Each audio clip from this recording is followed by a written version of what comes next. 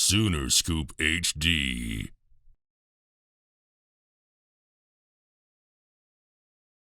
You know, you almost have to replace quite a bit. So you're especially in your snapping and things like that. How's everything going in special teams? It's been great. You know, we had a lot of guys coming back who've done it and have been a part. You know, and the full-time coaches have done a really good job guiding those guys. Giving them the things they need to work on and their tools and fundamentals. But have a lot of pieces that might not have played as much, but have been with the program. You know, Josh Plaster played at Arizona State. And has some time under his belt. Luke Elzinga as a punter, was a 3-year starter, all-MAC player. Zach's coming back with a lot of experience, and just standing back and watching everything, just watching him grow as a leader has been fun, and just the steps he's taken. And then Ben Anderson, is the guy who redshirted last year as a snapper, and just his mindset. Like, he looks like an old soul. You watch him and you think he's like a 5th-year senior, just how he operates and how he handles himself, how he's taking care of his body. He's a rock star as far as that goes. So feel really good.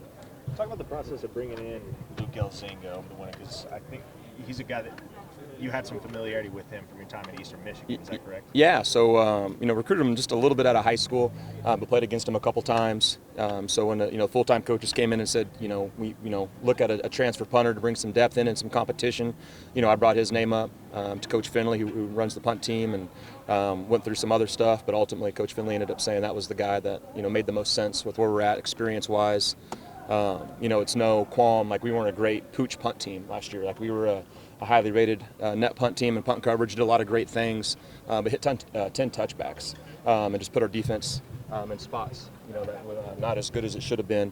And Luke's excellent at that. He's kind of a pooch punt specialist. So going through all that, obviously I had familiarity, and then Coach Finley thought that was the best piece for us to add into it.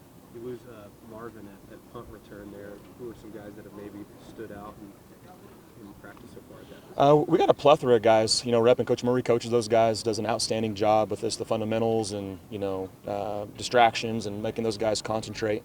But we probably got about 5 guys that we're chewing through, and ultimately as a punt returner, it's a guy who's not going to make a mistake. You got to be a great decision maker. We got to get the ball back. You can't have roll yards. I mean, there's all the essentials, and then you try to get the most explosive player on that can do all that. So we're chewing through that right now, but have about 6 guys that we feel good about. Same process for kick return? Kick return is easier because there's not as much decision making going. If you're catching that thing, you're not getting hit as soon as you touch the ball at times. But we, between Jaleel with experience and Billy, both those guys did some really good things last year.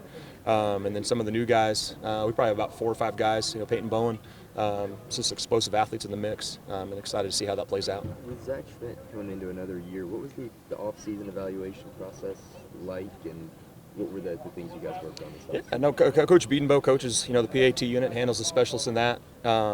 So as he was going through it, you watch all the kicks.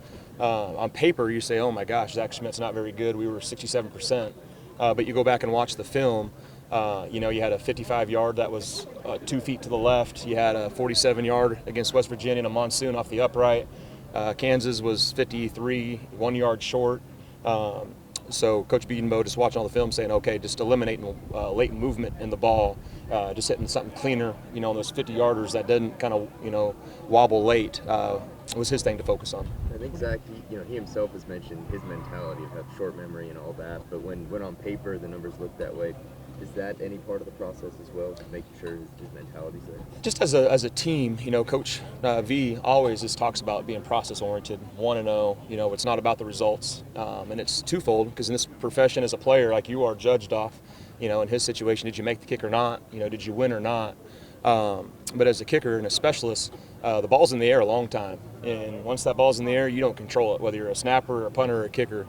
So having that mindset to what can I truly focus on, what can I truly control, and then sometimes you're going to get a gust and it gets you. But just having that control the controllables for What sure. do you look at when it comes time to make fourth quarter kicks or game-winning kicks or stuff like that? What kind of qualities do you look for during the week in practice, during spring practice, or whatever? No, Coach Biedenbow and Coach V do a great job as far as this, okay, these are the situations we need to hit, and these are the type of kicks we need to hit in practice to get confidence with it.